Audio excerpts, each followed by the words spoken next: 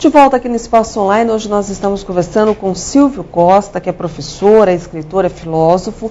Hoje nós estamos falando sobre o bullying, que é uma questão, uma prática que tem preocupado os educadores, os especialistas e também, é claro, os pais.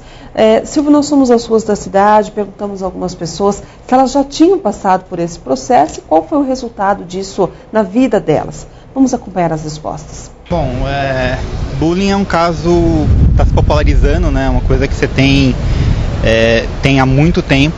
Hoje você tem mais repercussão com relação às mídias digitais e tal, então você consegue expor isso mais fácil.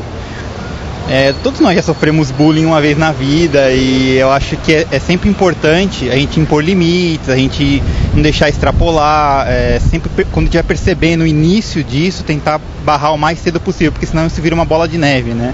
Conheço, meu irmão sofreu bullying.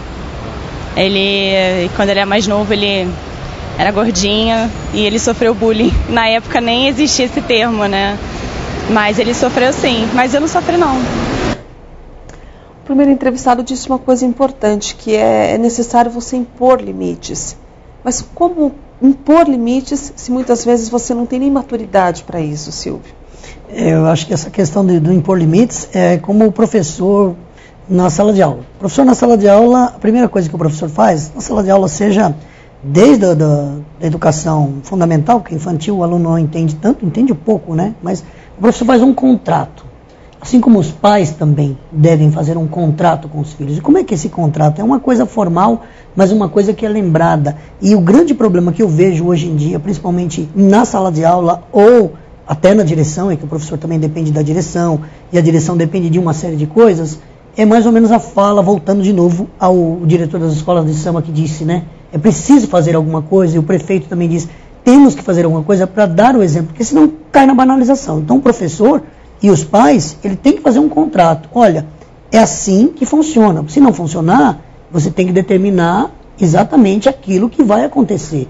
E tem que acontecer. Porque senão fica uma sociedade banal. Olha, isso não aconteceu, não vai acontecer. E principalmente aqui no Brasil, essas questões, elas caem na banalidade, né? Não vai acontecer, fulano não vai ser preso, isso não vai dar. Então, você vê quantas coisas movem esse universo que vai culminar no bullying. Então, o rapaz ele falou uma frase legal que foi a seguinte, que é preciso prevenir isso. E como pegar isso no começo? Quando eu tive a ideia do jogo e do livro, foi numa sala de aula, porque eu percebia que os alunos começavam a brincar em excessividade e eles ficavam ofendendo uns aos outros. E às vezes um não reagia, e ele ficava quieto. Então, eu falava, gente, não pode fazer isso, não pode... Mas só falar não adianta. O que a gente fazia? A gente pegava e jogava as cartas no chão, as frases, e a gente ia jogando esse jogo, e através desse jogo os alunos iam aprendendo a dialogar e repetindo com eles mesmos e fazendo esse lúdico, essa brincadeira, porque ele também se via como vítima. Então, se você se vê também como vítima, se você é um agressor, talvez você pare para pensar que o outro sofre, né? Agora, Silvio, nós temos também a questão da internet, né, que é um campo fértil para esse tipo de prática. Como se proteger do bullying na internet? O da internet, que é o cyberbullying, é o ato de bullying mais covarde que existe. Porque se alguém pratica bullying contra mim, na sala de aula, ou na vila, ou em algum lugar, né, no trabalho, que é o assédio, eu reconheço esse agressor. Mas na internet, o agressor ele é oculto. E só dá para descobrir se a Polícia Federal descobrir o IP, for atrás e descobrir realmente, mas aí vai demandar um tempo, já vai haver o sofrimento, porque a primeira pergunta que quem sofre cyberbullying faz é o que eu fiz, por que essa pessoa está fazendo isso comigo, né? Então, as meninas usam muito o cyberbullying, né? As meninas? As meninas, por causa da fofoca, do fuxico, fulano, a menina é bonitinha, ficou com fulano, ou a menina não presta, né? A menina anda assim. E o universo feminino, né? Como se diz, né? Você sabe, uma mulher sabe muito bem como a outra está vestida e o homem não sabe. Se entrar uma mulher numa sala, eu brinco sempre com as professoras assim, se entrar uma mulher na sala, todas as mulheres percebem, e o homem não percebe, porque o homem tem certos lugares que ele olha, mas não olha a roupa, olha os detalhes. Então as meninas tiram sarro da cara da outra, elas brincam, e isso acaba, para denegrir a imagem, ela publica lá, posta foto, ou vagabunda, ou postando que é piriguete, ou que ela fez tal coisa. Muitos casos também já de meninas que são espancadas, e a outra posta lá para mostrar. É um absurdo. Ontem eu estava vendo um vídeo que eu fiquei abismado.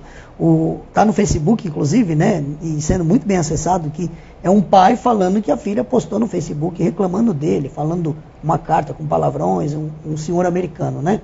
E aí no final ele tomou uma atitude radical, que é condenável, né? Ele atira no notebook da menina, mas mostrando para ela que o que ela fez é muito errado, porque os adolescentes hoje em dia, eles não têm noção da dimensão que isso torna no mundo inteiro você postar algo. Olha, eu odeio fulano. Ah, eu odeio tal coisa. Ah, eu não suporto a minha mãe, eu não suporto meu pai. Hoje ele tem 15 anos, amanhã ele tem 25. Tem um filho, tem um emprego e tem vergonha do que postou lá, que odeia a mãe. A mesma mãe que hoje está ajudando, depois de 10 anos, né, sendo outra pessoa. Então, o adolescente ele tem que ter, e não é só adolescente, tem muitos adultos também que postam a vida dele ali.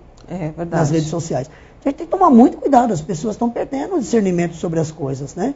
E aí fica essas atitudes de denegrir a imagem do outro. Então o cyberbullying é o ato mais covarde, porque eu não posso me defender. O que eu posso fazer é tirar do ar a minha página e ser excluído. Porque o bullying passa por um processo de exclusão. E as pessoas que ficam replicando, ficam compartilhando também, contribuem, né? Os agressores também, não é nem espectador, porque ele não só vê, ele está ali acessando. Alimentando, né? Alimentando, porque o outro fala, nossa, eu tive lá 1000 acessos, fulano, então ele está fazendo sucesso no bullying que ele está fazendo com o outro, né? É muito ruim, é horrível, né, o cyberbullying. Agora, existe algo que se possa fazer preventivamente para evitar isso?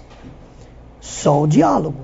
Só o diálogo, e principalmente eu acho que hoje uma matéria que falta na educação é justamente a noção da dimensão que a internet dá, que o mundo virtual dá, que o aluno, geralmente o adolescente, não tem essa noção. Tanto quando ele perde tempo com a tecnologia, que ele poderia estar fazendo outras coisas, quando ele depois expõe a própria vida. Ele acha que é bonito, é legal se expor. Então, quanto mais ele expõe, mais ele é popular.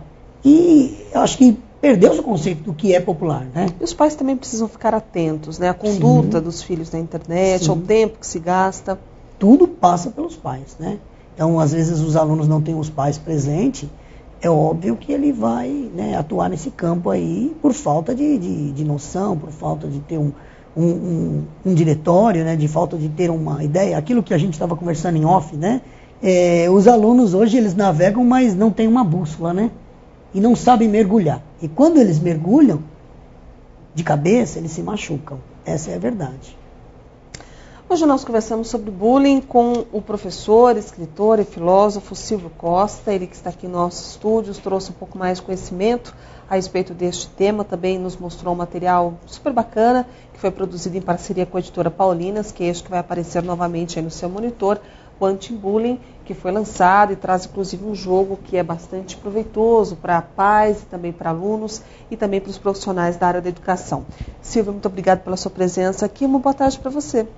Antes de dar uma boa tarde para todos os internautas, né, e ficarem ligados, não ficar o tempo todo na internet, apesar que a gente está transmitindo via internet, né, vai lá, come uma maçã, pega um livro, a internet é muito boa, mas eu queria deixar um recado aqui que eu estou fazendo muitas palestras pelo Brasil, para prefeituras, secretarias, escolas particulares, e no meu site tem já os projetos prontos, quem quiser baixar, quem quiser divulgar esse trabalho, porque a gente vê na internet muita divulgação daquilo que é ruim. E aquilo que é bom a gente não vê tanto acesso, né? Então a gente tem que distribuir isso, os pais que têm problemas em casa ou que desconfiam, vamos fazer esse diálogo acontecer. E obrigado. Imagina, apenas para relembrar, o site do Silvio vai aparecer novamente aí no seu monitor, www.silviocosta.com.br. Temos também o site da editora Paulinas, que tem maiores informações também a respeito deste material. E a você da Jovem Pan Online, mais uma vez, muito obrigado pela sua companhia, pela sua audiência, pelo seu carinho e até o nosso próximo encontro.